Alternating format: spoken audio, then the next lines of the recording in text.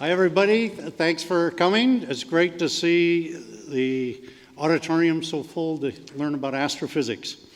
My name is Ken Janda. I'm lucky enough to be the Dean of the School of Physical Sciences, and my main job tonight is to welcome you, especially our high school students. So how many high school students do we have?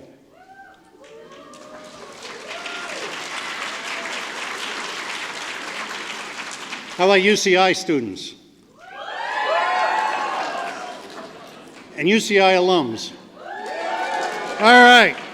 So we're doing our job. We're connecting with the community and with our alumni base. So we're really excited tonight to have Dame Jocelyn Burnell, but I will not be introducing her. Instead, I'm introducing Professor of Physics and Astronomy, Claire Yu. So Dr. Yu got her PhD at Princeton University and did postdoctoral research at the University of Illinois, Urbana-Champaign, and Los Alamos National Laboratory before joining us here at UC Irvine in 1989. She's a recipient of a Sloan Research Fellowship and a fellow of the American Physical Society. And so without further ado, I'll turn the program over to Professor Yu.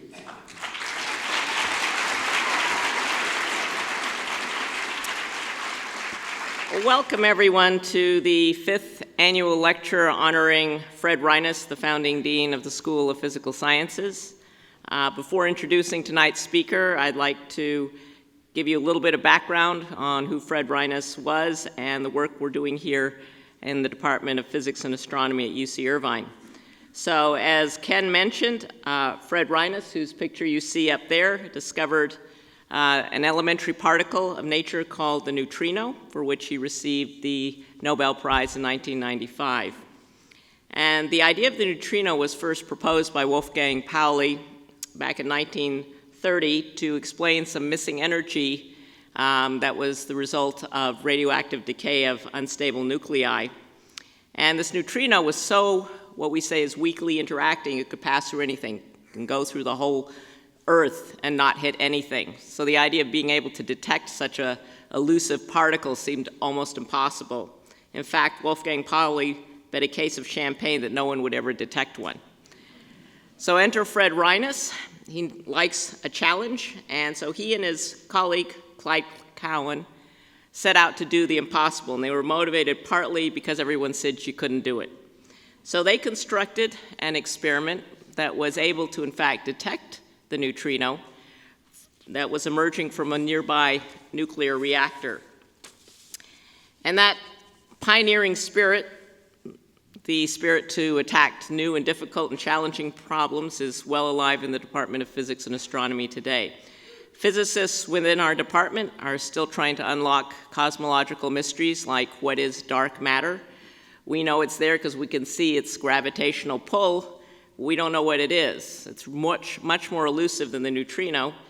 And so our physicists and astronomers are using the world's largest atom smashers and the biggest telescopes and theoretical calculations to try to figure out exactly what this dark matter is. Astronomers in our department are also using the most powerful telescopes in the world to discover new planets around distant stars and to try to figure out whether or not those planets could support life. Condensed matter physicists at UCI are working to bring about the next technological revolution by developing quantum computers and molecular scale electronics. And others are working on a whole variety of problems like cancer and new ways to turn seawater into fresh water and stop harmful bacteria from infecting cells.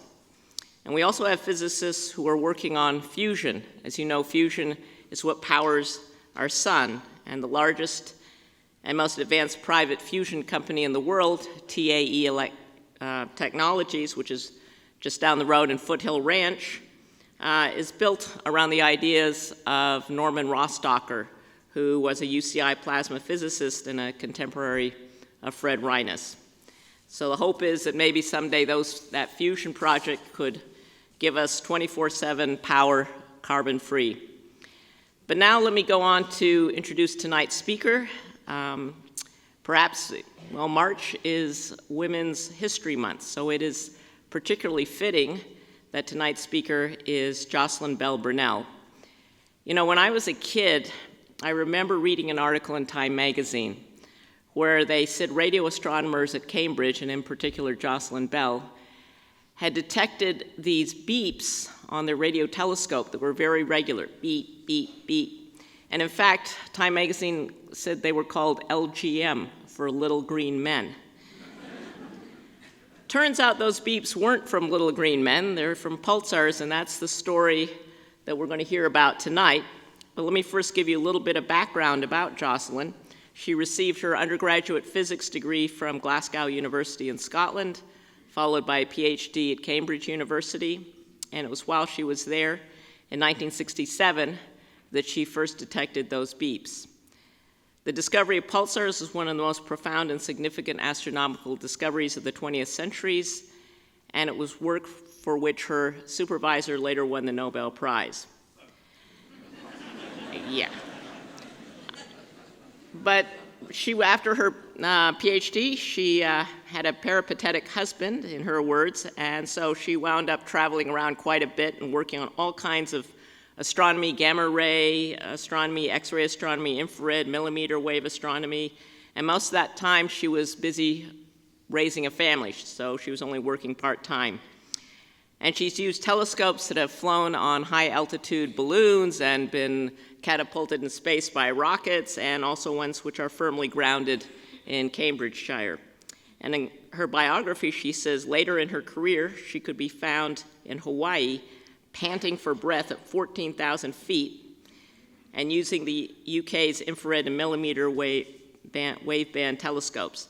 She is now a visiting professor at Oxford University as well as Chancellor of the University of Dundee, and she's held a number of prestigious offices. She's been president of the UK, that's United Kingdom's Royal Astronomical Society, the first female president of the Institute of Physics, and the first female president of the Royal Society of Edinburgh. She's also won a huge host of awards, the Oppenheimer Prize, Michelson Medal, Tinsley Prize, Magellanic Premium, and I could go on and on. She was knighted by the Queen of England, and hence the title Dame. If you're a woman, you get knighted, you don't get called Sir, you get called Dame. And then she has received honorary degrees from some 36 institutions around the world. She's a foreign member of some 7 national academies of sciences. And perhaps most noteworthy is last year, 2018, the 50th anniversary of the discovery of pulsars, she was awarded the $3 million Breakthrough Prize, which is funded by people like Mark Zuckerberg. And what's especially noteworthy is that she donated the entire amount to Britain's Institute of Physics, which is like their physics society, to establish scholarships for women, underrepresented minorities, and refugees who want to study physics. So, as you can see, yeah, deserves a hand. So as you can see, her passion is really to encourage more women to consider a career in science, and I'd like to just point out that she will be giving another talk here at UCI on Thursday at 2 p.m. in Crystal Cove Auditorium in the Student Center right nearby. And the title is Women in Science, a UK Perspective, and you are all invited to attend. But for now, please join me in welcoming Jocelyn Burnell while she tells us the fascinating story about the discovery of pulsars.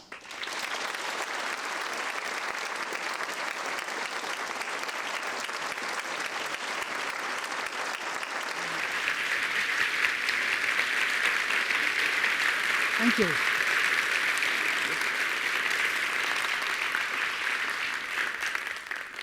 Thank you very much, first of all, to the university for the opportunity to be here. I'm having a fabulous visit here, and the opportunity to give this prestigious lecture is fantastic. And thank you to all of you for turning out. Term time is a busy time, so I appreciate particularly the students who doubtless have other commitments looming. Thank you all for being here this evening. I've been encouraged to tell you a story. It is, as Claire said, a 50-year-old story. So I shall tell you a bit about the discovery of pulsars. But before that, I want to remind you what radio astronomy is. And after talking about the discovery, I will say a bit about what pulsars are, because they are truly fantastic objects. So this is what we call the electromagnetic spectrum, the family of light. And in the middle of it, there is a tiny rainbow. That is the bit of this spectrum that our eyes can see. But there is a lot else as well. If you go out beyond the violet, you come to ultraviolet and X-rays and gamma rays. And if you go out the red side, you come to infrared, microwave, and radio. I'm going to primarily be talking about radio tonight. Following recent developments, I have to stress that there's a new kind of radiation that we found recently called gravitational radiation or gravitational waves, and that is a whole new spectrum. And you can perhaps imagine what having a whole new spectrum is going to do for our understanding of the universe. But it's going to be radio tonight. This is a radio telescope with the sun in the background. It happens to be the big British radio telescope, Jodrell Bank. It was one of the first to start work, and with a bit of careful propping up, it's still working. Radio astronomy grew out of World War II and the work that people did on radar, developing radar during the Second World War. At the end of the war, the people who'd worked in radar borrowed, acquired, occasionally bought pieces of equipment that had been used for receiving the radar signals. When the radar signals had bounced off the target and come back to Earth, there were detectors, dishes to pick up the signal and detectors. And these dishes and detectors became the first radio telescope equipment, at least in Britain. I'm not quite so sure what the situation was here. And nobody was sure that there were things that gave radio waves out in the universe. They knew that the sun did, because the sun had jammed some radar signals during the war. Although they took some time to work out what it was. It was the Japanese that first sensed the problem. There was something jamming their radars. It was low in the east in the morning, high in the south, low in the west. And apparently they never worked out what it was. Which sounds quite amazing, but I think that's true. So it was known that the sun could produce radio waves, and if the sun could, maybe other stars could. So they started exploring the sky with this new equipment, this new wavelength, and they found there was a plethora of radio sources. Some of the strongest they were able to position quite well. They turned to their colleagues with optical telescopes and said, "What is it if you look in that spot?" And the optical astronomers will say, "Well, it looks a bit like a star, but it's not the kind of star we've ever seen before." So it became called a quasi-stellar radio source, or quasar for short. The dramatic breakthrough came when a Dutchman working in this part of the country suddenly realized that he could explain the funny optical spectrum of these quasi-stellar sources if he allowed it to be moving away from us at quite a high speed, having quite a large redshift. He reputedly went home and told his wife that evening, "Something terrible happened at the office today." And what was terrible or terrifying was it needed such a huge amount of reddening, redshift, that it meant it was extremely distant. But it's one of the most powerful radio sources in the sky. How can it be both very powerful and very distant? Well, they could. That's the curious thing about quasars. And they became one of the really sexy objects that people wanted to study. And at the point when I started my PhD, there were about 20 of them known. And that wasn't really enough. We needed more. So the project I had was to find more. Now, I started life, maybe some of you are well attuned to accents, I started life in the north of Ireland. I had some of my secondary education in York, in the north of England, and I did, as Claire said, my first degree in Glasgow. And then I found myself in the deep south at Cambridge. I'd never been that far south. It was like heathen territory.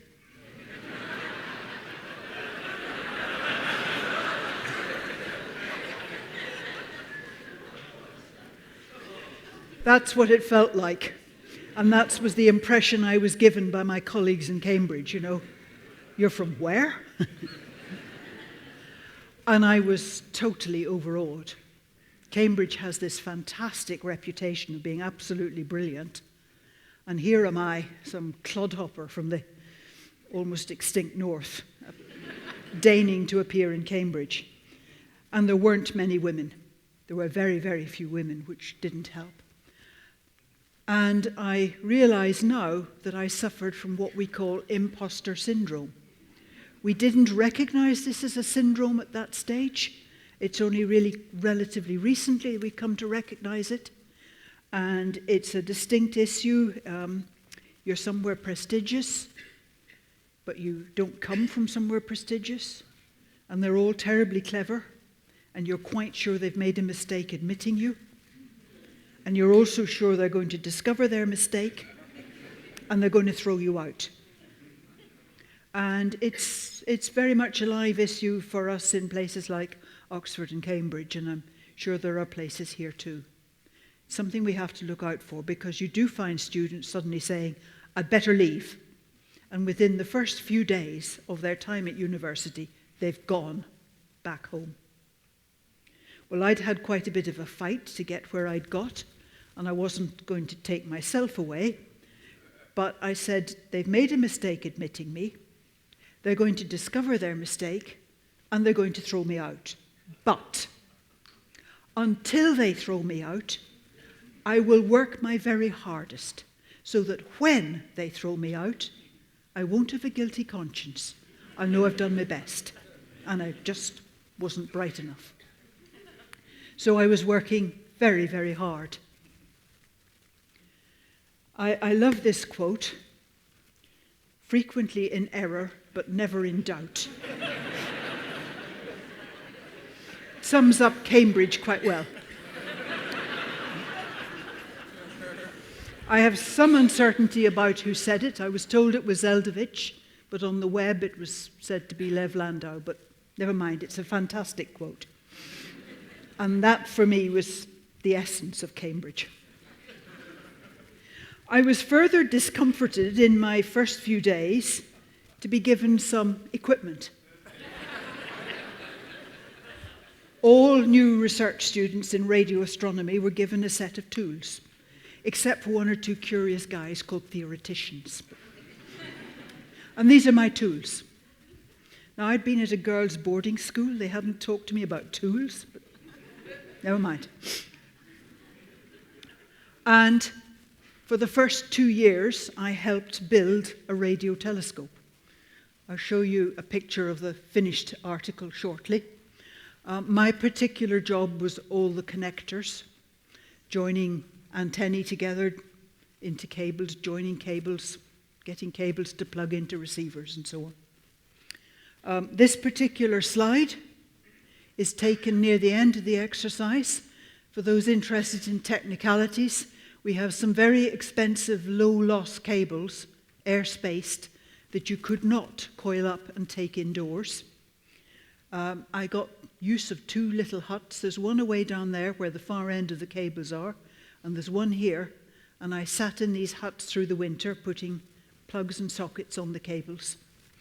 And we are now checking their impedance using a slotted waveguide. So this is me, well dressed up against the weather, and this is our technical assistant, Don Rolfe. Don was fantastic. I mean, he drove us mad because he wouldn't let us take shortcuts. But thanks to him, I think that's probably the only radio telescope in the world that worked the first time it was switched on. Most unusual. It was a very, very big array, large area telescope, and I'll explain why in a minute. But to give you some idea, the area was equivalent to 57 tennis courts.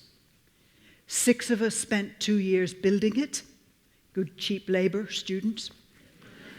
And my thesis advisor had had a grant of £12,000. Now back then, that sum of money would have bought starter homes for 3 young married couples, just to give you some feel for what it was. This is the finished article. Lots and lots of wooden posts, because it's important to keep the antennae up out of the wet grass. It rains in Cambridge. And wet grass is a very good electrical short. So if your wet grass touches your antennae, you lose your signal.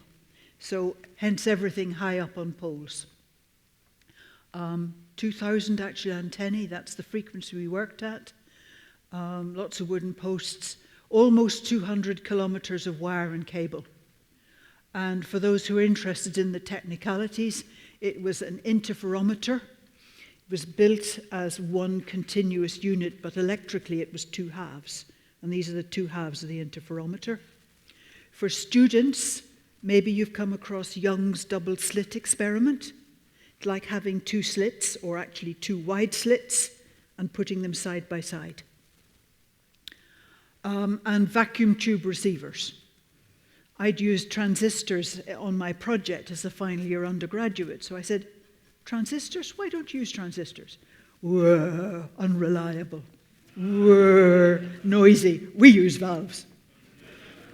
They did subsequently change to transistors, but not for a bit. So the idea was to find more of these very bright quasi-stellar radio sources, or quasars. And this is meant to illustrate the technique. There's a quasar. It's incredibly distant, so it's way, way, way up there, lost in the murk. And there's a radio telescope here on the ground. And going between the planets, there's wind that comes off the sun, an outflow of plasma. And it's not perfectly smooth. There are some sort of clouds in it, extra density. And these clouds cause the radio wave to be spread out. And the clouds are blowing past because the wind's blowing out of the sun. And so a radio telescope sees a bright beam and then a gap and another bright beam.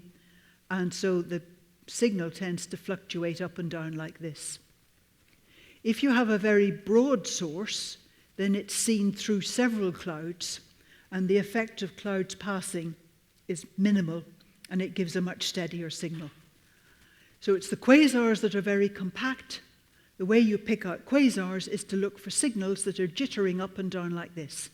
It's called scintillation. And you won't be able to see it, but that's 1 second time interval. So in order to follow the jitters, you need to have a short integration time, short time constant, to follow all this jittering. Now, one of the consequences of having a short time constant is the signal-to-noise ratio gets worse. And you compensate for this by building this ginormous telescope, which brings in lots of signal. So that's why it was so very, very big. It was so that we could observe with this short integration time. The pattern you see is a bit like what you can sometimes get in a swimming pool. If you imagine yourself lying on the bottom of this swimming pool and looking up, and the wind's blowing the ripples by and the sun is shining, and every so often you see a bright bit go by and then a dark bit and a bright bit and maybe another bright bit and dark and bright and bright and dark and bright and dark. So it's rather like that. The brightness is changing all the time. So, yep, there were about 20 quasars known. Our job was to find more, build this big radio telescope, and look for objects, radio-emitting objects that change their brightness, that scintillate, twinkle. To do it, I was working with quite a short integration time, much shorter than had previously ever been used. Building the telescope took 2 years. I then spent 6 months observing and another 6 months writing up. In the UK, PhD studentships used to last 3 years. It's now stretched to 3.5, maybe 4, but it's quite a bit shorter than a PhD studentship here in the States.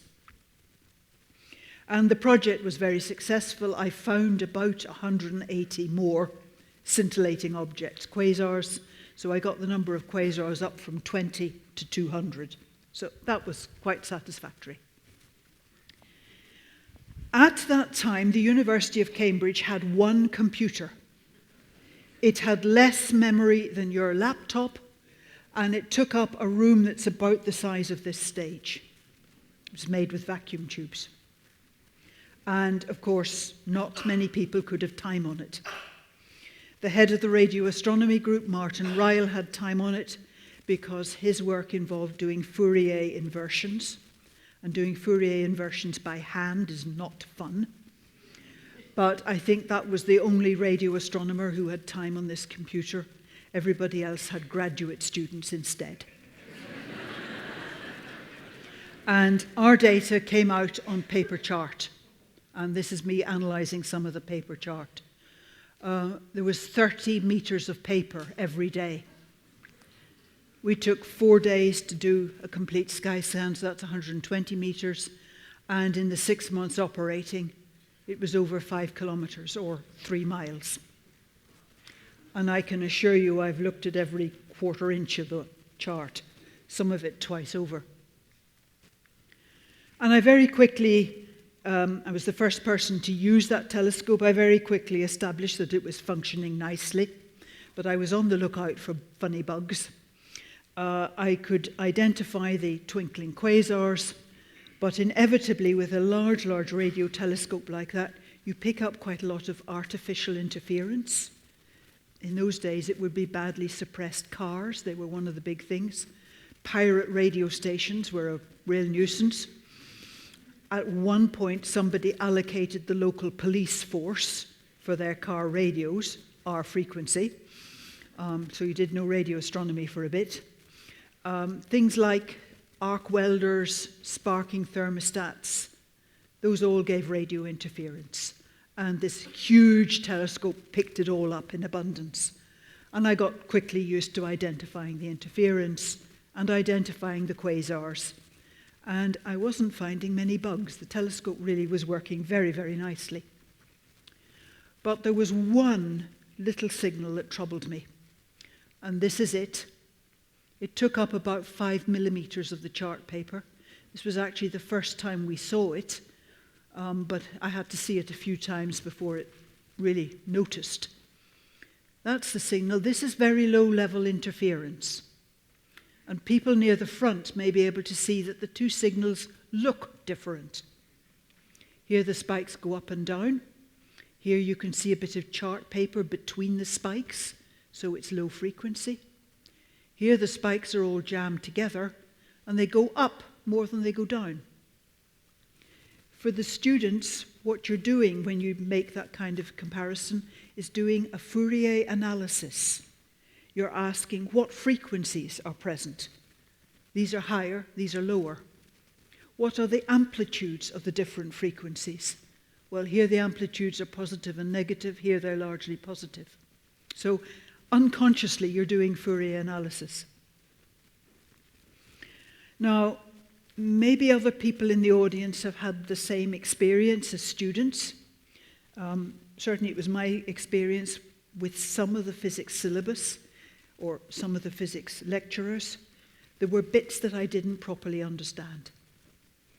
And although I tried to get them all sorted out in time for the next test, I didn't always. And there were some bits that I had to learn parrot fashion in order to answer a question, should it come up in the test. And those bits that I had to learn parrot fashion that I didn't understand really bugged me. And they stuck in my brain. I must get back to this and understand it. At some sort of subconscious level, this signal that I couldn't explain stuck in my brain. And after I'd seen it a few times, my brain said, "You've seen something like this somewhere before, haven't you? You've seen something like this from this bit of the sky, haven't you?" and then it's easy. The telescope is scanning strips of the sky, what we call declination. And we spend 24 hours and we scan that strip, and then 24 hours scanning that, 24 hours scanning that, and so on. And I'm storing the chart recordings for each strip in shoeboxes, labelled with where the strip is, the declination. So you go find the box that contains the strips with this declination. You need a nice big space. You lay them out. There's meters, feet of them. You lay them out and you line them up so that the stars that are at the same point in the sky are lined up like this. So here's this signal. Not there, not there. Yeah, that's one of the ones I noticed. I logged that with a question mark. No, no. Might be there. It's pretty weak. No, no. Oh, I didn't notice that one. And there's another that I marked with a question mark. And look, they all line up. Now, the stars go round in 23 hours, 56 minutes. They get slightly earlier each day. That's why there's different constellations in the summer sky and the night sky. And these things are keeping this 23-hour, 56-minute pattern. It's going round with the stars. So, what is it? At this point, I go consult my thesis advisor and say, look at this, Tony. Doesn't occur very often. I subsequently worked out it was occurring about in 10 parts out of a million in the chart paper. But I show it to him, and he says, yeah, okay, that's 5 millimeters. We can't see what's happening. We need an enlargement. And with this chart paper technology, enlargements are easy. You make the paper go faster under the pen, and it all gets spread out. Primitive technology has some advantages. So, okay, we just run with a higher chart speed. No. The chart recorder runs out of paper in 20 minutes. And guess who's going to have to live at the observatory day and night, putting a fresh roll of paper in every 20 minutes? Next bright idea. The graduate student goes out to the observatory at this point, switches to high speed, switches it off at this point, and the survey continues as normal. And I did that for a month, and the source had disappeared, and I was making high-speed recordings of receiver noise. And my thesis advisor was furious. Oh, it's a flare star. It's been and gone and done it, and you've missed it. Graduate students, if you haven't already discovered, you're there for kicking when your thesis advisor gets frustrated. Finally, after a month of null returns, I got it. And this is the original recording. That's subsequent edition, which I'll talk about, but this is the first time we saw the pulses. These are artificial time pips, 1 second time pips, which were very conveniently broadcast in the UK, and we put them on our charts. And no, bump, bump, no, bump, bump, bump, bump, bump, bump, bump, no, no, no, bump, bump, bump. Even when it goes quiet, it comes back on beat, in phase. And because we've got the 1 second time pips, we can see that the period is about 1 1/3 seconds. And the pulses are quite sharp, rise quite fast, which means it's something small. And that's one of the bits of the puzzle that we had to understand. When I told my thesis advisor this is what the thing was, he said, basically, rubbish, you're nuts. Oh well, that settles it. It's man-made interference, he said. But I knew it wasn't, because by this time I had been following this thing on and off for months, several months, and it was keeping this 23-hour, 56-minute period. It's going round with the stars. Joe Doak, if it's Joe Doak driving home in a badly suppressed car, is getting off work 4 minutes earlier every day, 28 minutes. And this has been going on for 3 months. No, that doesn't wash. But it did look awfully artificial. I continued to observe it. Tony came and stood looking over my shoulder the following day in particular, and thank goodness the source appeared. I don't think I'd be here if it hadn't. And he saw for himself, and we established that the period wasn't changing. And that was one of the factors that we had to understand. The pulses are quite short, which implies it's small, physically small, but the pulse period is kept increasingly accurately, we discovered, which means it's big, it's got big energy reserves, it's not getting tired, it's not flagging. So it's small and it's big.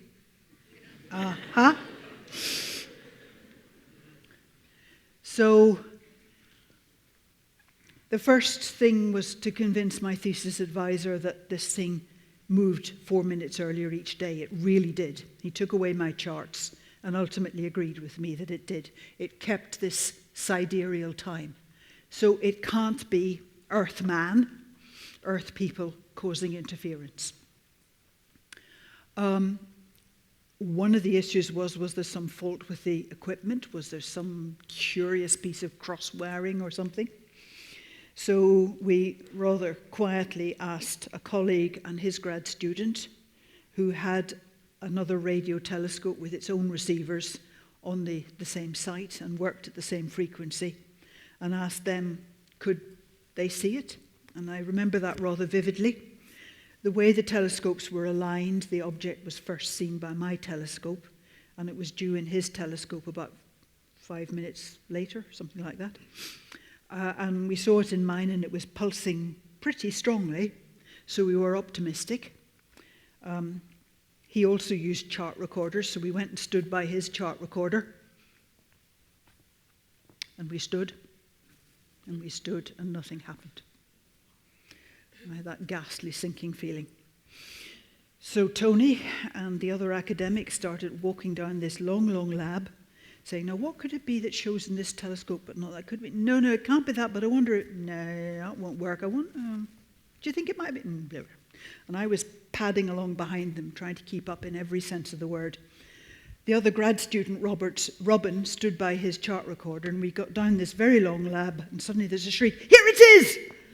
And we went charging back up. And that was perhaps the most emotional part for me, because if it hadn't appeared in that other telescope, I probably was chucked out of Cambridge. We had miscalculated by 5 minutes when it would be seen by the second radio telescope. If we had miscalculated by 25, we'd have all gone home, and I wouldn't be here tonight. But another radio telescope could see it. So Jocelyn hasn't wired that radio telescope up wrong. Phew. But we were a bit hung up on this small and big. That was increasingly troubling us. Then a colleague managed to get a dispersion measurement. You're probably aware of the dispersion of light by a prism, for instance, where it gets spread into its colors. There is a radio equivalent. When a radio wave travels past free electrons, the frequencies get affected different ways. The higher frequencies travel the fastest, lower frequencies are slowed up. And this is also dispersion, technically. So a colleague managed to take 2 of my receivers, tune one up to the top of the band, one down to the bottom of the band, and on a day when the source was pulsing nicely, managed to see that it appeared first in the higher frequency and then in the lower frequency. So it's being dispersed. It's probably being dispersed by free electrons in interstellar space, and if we make a wild guess at the density of electrons in interstellar space, we can get an estimate of the distance. And he estimated it was about 200 light years away, which puts it way beyond the sun and the planets, but still within our galaxy, the Milky Way. Now, Tony, my supervisor, was quite seriously worried that it might be little green men. Aliens signaling to us. So we started another test. So you're the radio astronomers. I'm some little green men, and I live on a planet that's going round my sun. So I'm orbiting my sun. And as I orbit my sun, there are more of these Doppler shifts on the period. As I'm coming towards you, the pulses pile up on each other. And as I'm moving away from you, the pulses stretch out. So Jocelyn continued making high-speed recordings of these pulses to see if there was any Doppler effect, as it's called. You may think you've not heard of Doppler effect, but actually you have. I'm a small child playing with a racing car on the floor, and I'm going, meow! And that, ow, is Doppler effect. As the racing car is coming towards you, the sound waves pile up on each other, make a higher frequency. As the racing car is moving away from you, the waves get stretched out, make a lower frequency. So every 5-year-old knows about Doppler effect. Meow! So that was what we thought might be happening. This involved more observations, and we found a Doppler shift. But you can get Doppler shift because the Earth is moving around the sun. So once again, you're the radio astronomers. This is the sun. No, sorry, you're now the little green men. You're pulsing madly. This is the sun, this is the Earth. You're stationary now, but because the Earth some of the time is moving towards you, the pulses are piled up, and some of the time the pulses are stretched out. So you can get this Doppler effect not only because the car is moving, but because the kid is moving. And that was the Doppler effect that we measured. So no sign of them moving, but we had proved that the Earth went round the sun. And things reached a critical point just before Christmas. I was about to go away with my boyfriend to my family's home to announce our engagement. And the evening before I went away, I went down to Tony's office for some reason, and unusually the door was shut. So I knocked, and Tony said, "Come in." Put my head around the door. "Oh, Jocelyn, come in," and shut the door. So I went in and shut the door. And there was a discussion going on that I probably should have been part of from the beginning. There was Tony, my thesis advisor. There was Martin Ryle, the head of the group. And there was another academic, John Shakeshaft, who was one of the editors of one of the journals, monthly notices of the RAS. And they were saying, how do we publish this thing?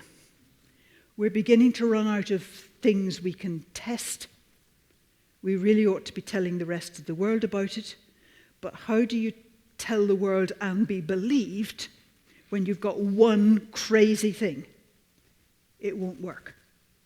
We didn't solve it that evening. I went home rather cross. Came back in the evening to do some more of the routine chart analysis. The system then in Cambridge was the janitor locked the doors at 10 p.m. Students did not have keys. You could be locked in or locked out. But given I'm going with my fiancé-to-be, it's quite important I'm not locked in. But 5 minutes before closing time, I'm busy analysing charts, routine analysis from another part of the sky. Ooh, what's that? Hey, wow, 5 to 10. Gee, okay, find the right shoebox, fling out lots of charts.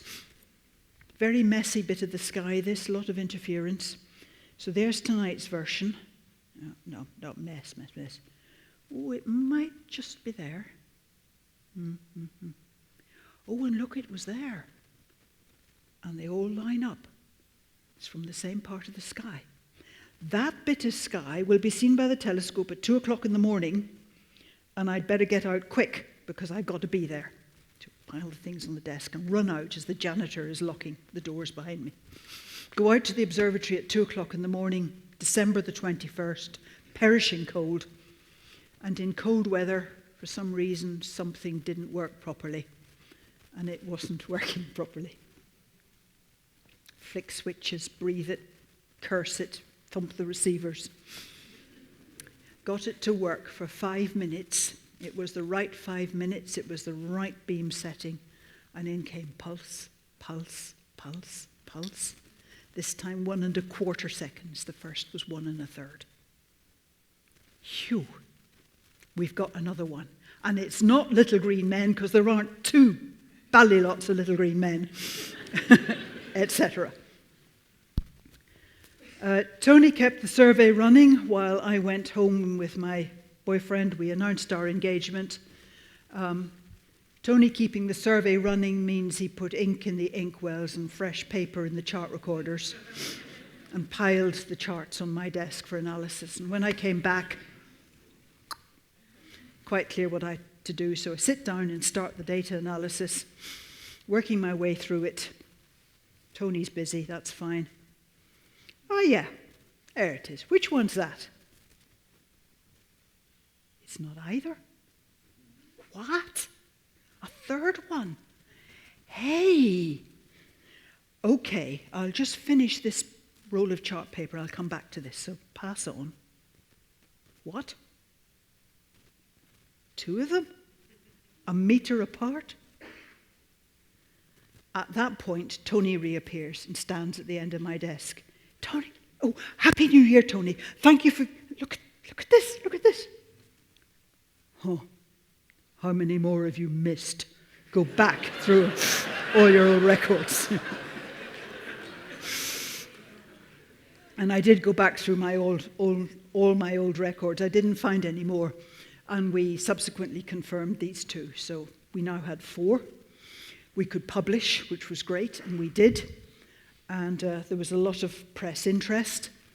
And when they discovered that a young woman was involved, there was a lot more press interest, which I didn't actually welcome.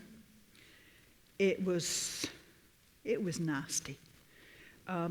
Typical interview would be Tony and I together, and they'd ask Tony about the astrophysical significance of this discovery. And then they'd turn to me for what they called the human interest. How many boyfriends did I have? Was I taller than Princess Margaret or not quite so tall? What were my bust, waist, and hip measurements? And the photographers were asking me to undo some more buttons. It was horrible. It really was. But that's the way they treated young women at that time. I would have loved to have been really, really rude to them, use my sharp tongue, but I'm a grad student who hasn't finished her PhD. She hasn't even written the thesis yet. I'm going to need references from the lab for future jobs. I cannot afford to misbehave. So. One of our interviews was with the science correspondent of the Daily Telegraph. He said, "What are you going to call these things?" And we thought quite carefully about this. We had 2 options: pulsating radio sources or pulsed radio sources. And we opted for pulsating because pulsed might imply an agency, little green men. So pulsating radio sources, we said. And he said, no, short name. And it was he who invented pulsar, a bit like quasar. And it was published in the Daily Telegraph for the first time. Name subsequently been taken over by the watch company. I'm told that in the US, the watch company tried suing the radio astronomers for use of the name. And now, at least in Europe, there's also a model of Nissan car called Pulsars. So the name goes on. But that's where it came from originally. So what are these things? What do we now understand about them? There's something that spins, that produces beams of radio waves, a bit like a lighthouse produces beams of light, and it swings around, and whenever the beam shines in our eyes, like now, we see a pulse, and now, and now. And if you do it graphically, pulse, pulse, so on. Static version with a bit more detail. Really a very small, compact star, about 10 miles across, spinning about an axis, which we've got vertically here, and its magnetic poles are not at the geographical poles. They're round at an angle. And somehow, from the magnetic pole area, there come these two beams. They're shaped by the magnetic field, somehow. And if we happen to be in a position where the beam shines on us, we see the pulses, but we probably only see about 1 in 5 pulsars. The other 4 don't shine their beam towards us. Probably. They're very small, they're very dense, they're rich in the particle called neutrons, so they're known as neutron stars, but they're not made just of neutrons. They've got very strong gravitational fields, very strong electric and magnetic fields. They're spinning rapidly. And we think they're formed from the core of a star that explodes at the end of its life. Very big stars explode as they die, and in the explosion, the core gets shrunk down to make one of these. And if I can make it work, we have an audio recording of one of these.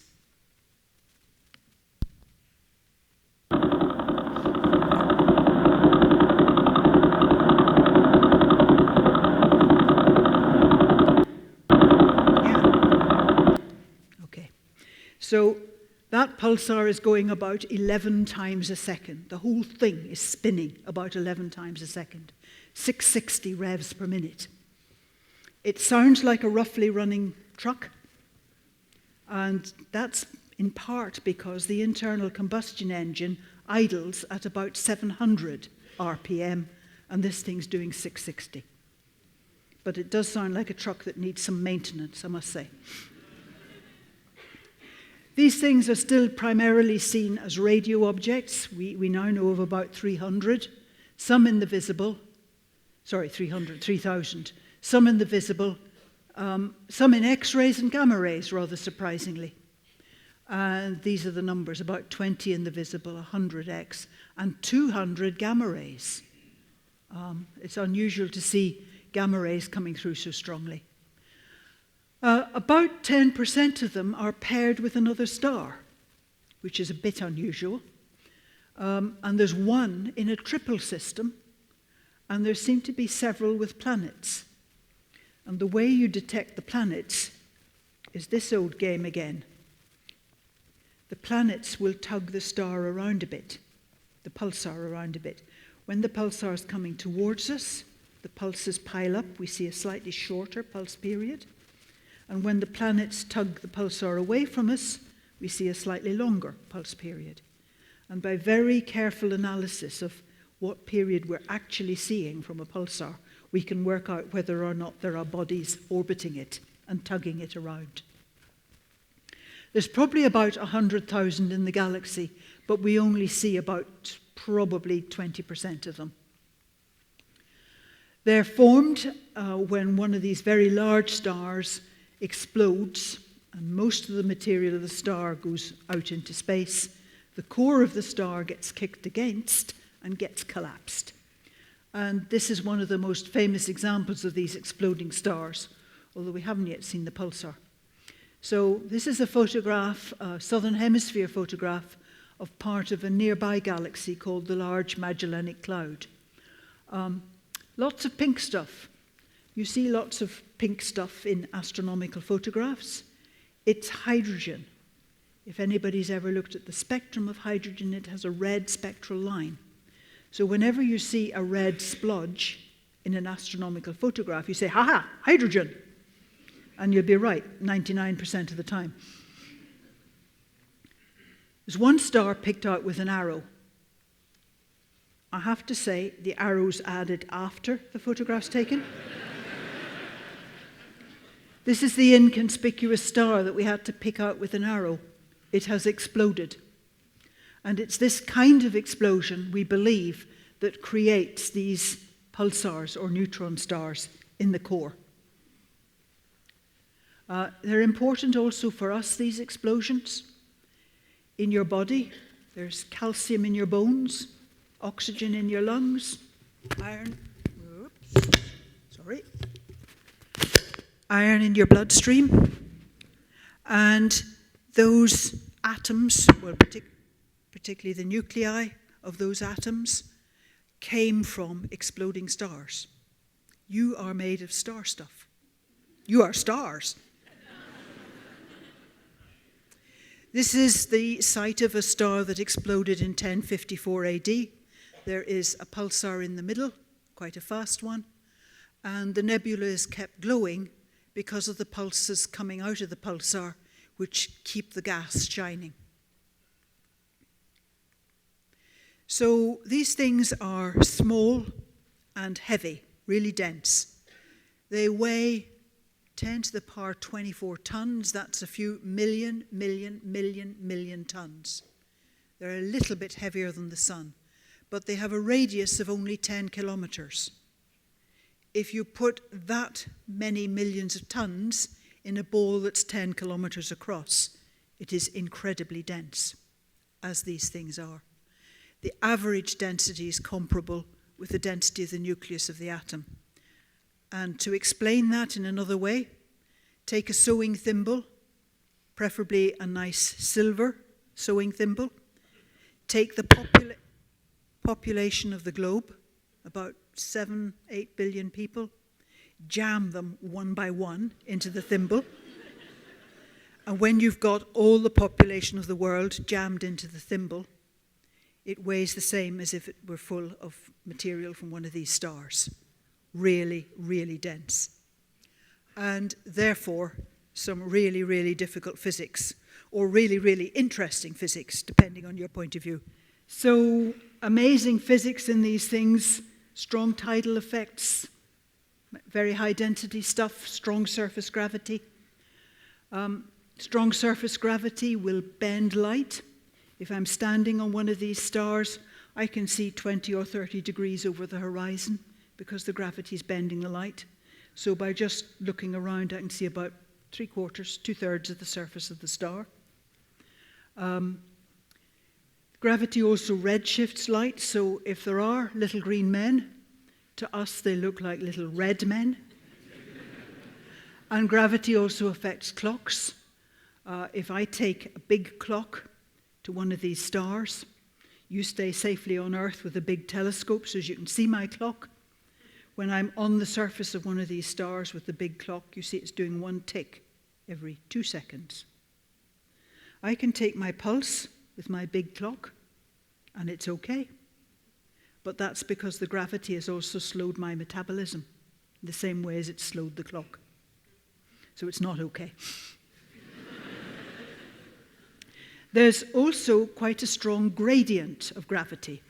So supposing the star is down there and I'm coming into land feet first, it's the ladylike way to land on one of these.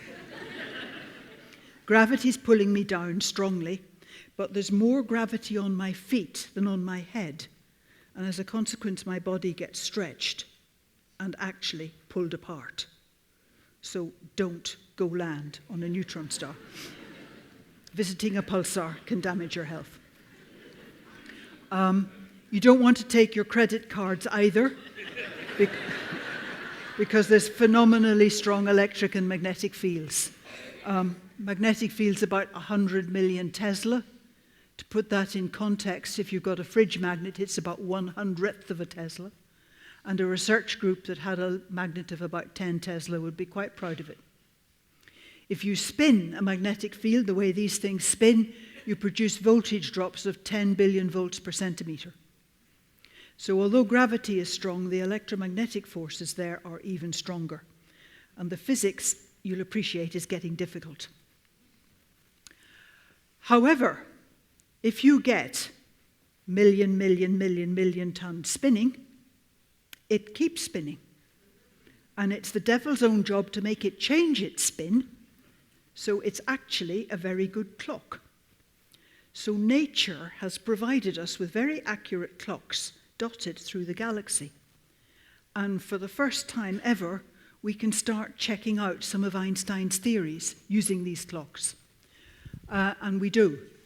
The accuracy is such that the typical pulsar has only slowed by about 1 second since the age of the dinosaurs. At one point, we thought these could be our new terrestrial time standards, but I have to say that some folk in the USA are actually doing rather better than the pulsars now, so that idea has gone away. But we can and are checking Einstein's relativity theories with these clocks. There are a lot of radio telescopes already employed looking at these objects, and there are some fantastic new ones being built. The biggest, of course, is in China.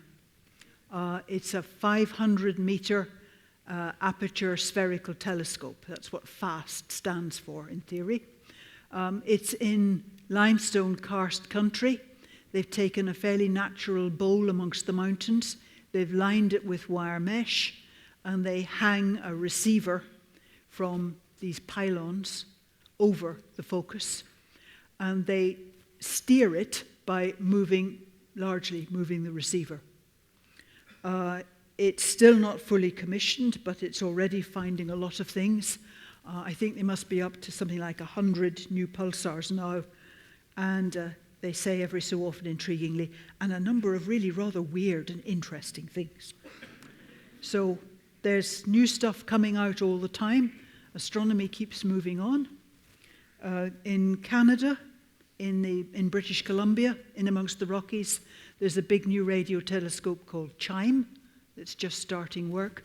It'll be very good for pulsars, but it's still in the sort of calibration and understanding its behavior phase.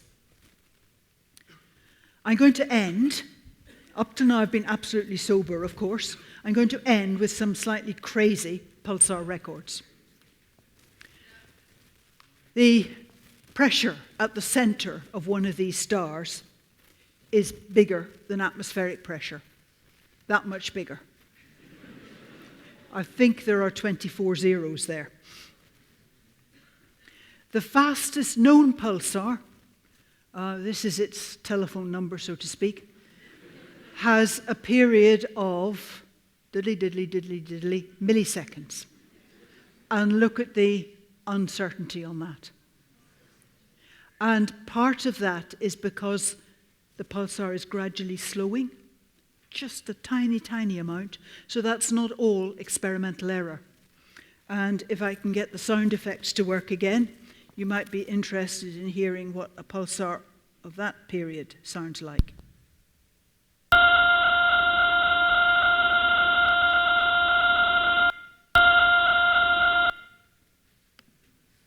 Yeah, sorry, I'm gone. Ah, lost it. Okay, well, it can stay lost. It sounds like your kitchen blender. You don't hear the individual pulses. It's going so fast. It just gives this whining noise. That's the fastest one. The typical ones have a period more like the one you heard earlier. They are amazingly dense. They have very strong gravity, they have very strong magnetic fields, very strong electric fields, fiendish physics, fascinating composition, none of which is yet fully understood. So there's a lot of research going on into these things themselves.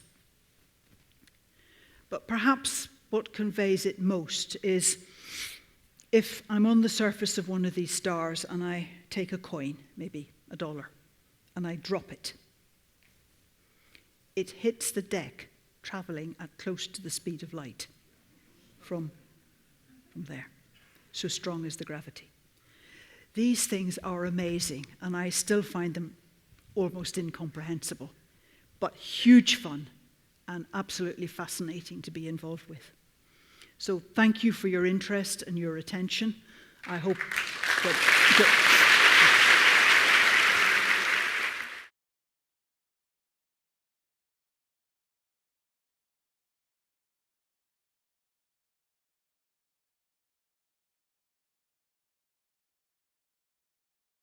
yeah, because MRI your body goes at a comparable rate. But there are lots and lots of pulsars at different frequencies. It was just that particular one that I played.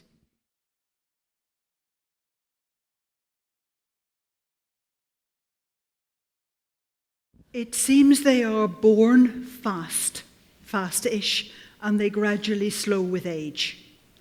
And they probably ultimately stop when they get so slow that there's not enough jizz around for them to produce a radio beam. Yep. So they age and slow, a bit like human beings.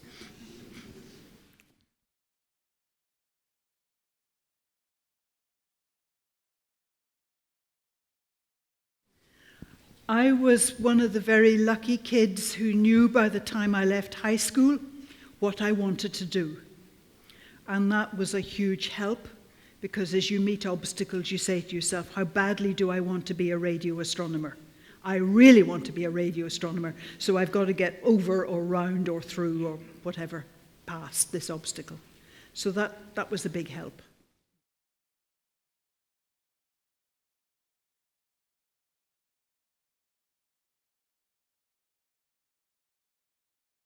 I produce the noise the same way your domestic radio produces speech and music.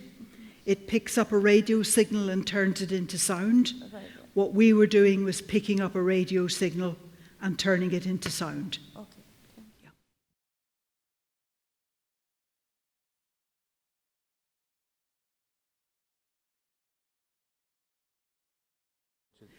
I wish we knew. I don't think we fully understand. The ones that we see in the visible tend to be the fastest, the youngest. But beyond that, there isn't a lot of rhyme or reason. And particularly with the gamma ray ones, it's really quite puzzling how they can produce such high energy emission, because gamma rays are high energy emission. So there's a lot we still don't understand, I'm afraid. But the little bits we understand tell us that it tends to be the younger ones that give the optical pulses. And then as they age, they stop being visible, just radio.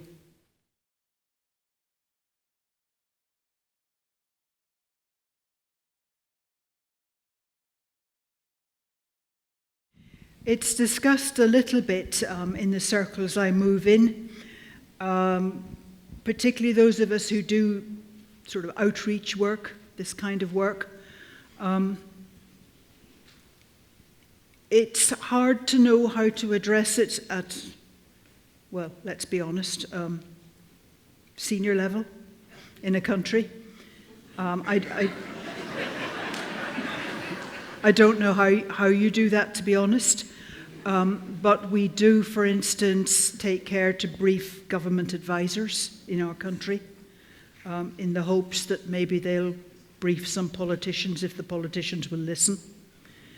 More generally, people who don't want to listen to experts don't come to these kind of events, so we don't really interact with them unless they happen to be a neighbour or something like that. So we tend to work with those we can work with, and that keeps us fairly busy as it is.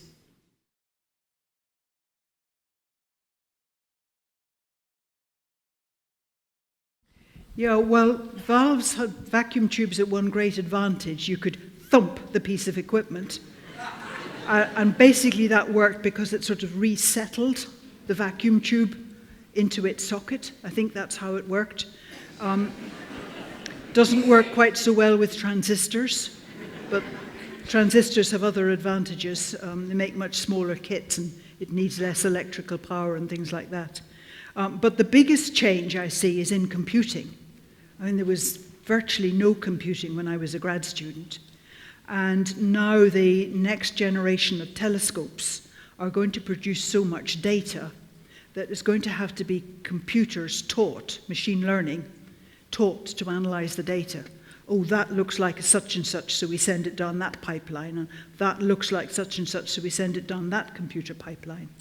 So that's the really big change that I see. And we still haven't learnt quite how the humans interact with that kind of computer.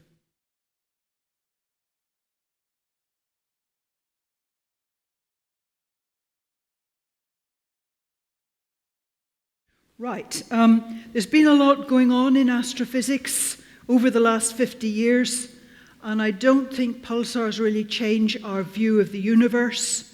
I think it's more things like the discovery of dark matter, dark energy, that are going to change our picture of the universe. But they are going to change our, well, strain, if not change, our understanding of extreme physics. So I think that's where I see the biggest change. The other thing that's intriguing is these things are a bit like lighthouses. Each one spins at its own particular rate. Come the day when we start traveling through the galaxy in spaceships, these will be our navigation aids, our lighthouses, as we travel through the galaxy. But that's not in the immediate future, I think. All right, please thank Thank you very much.